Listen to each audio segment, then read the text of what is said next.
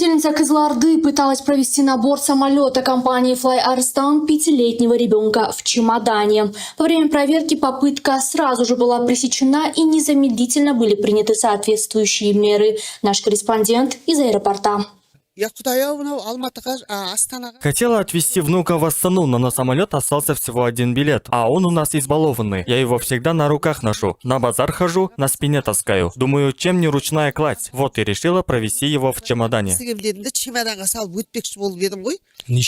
Пассажиры бывают разные. Кто-то пытался пронести живую курицу, кто-то дверь от машины и даже надувной батут. Конечно, мы запрещаем провоз таких вещей на борт, ведь отвечаем за безопасность каждого пассажира. Возможно, некоторые правила вам непонятны, но не забывайте, что они существуют ради вашего комфорта и безопасности. Если позволите, я вернусь к своей работе. Вон там один пытается провести музыкальный инструмент.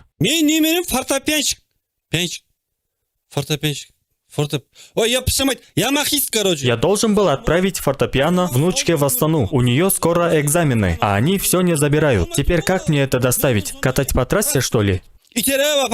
Полина Полетова, Светлана Самолетова, телеканал ПТК.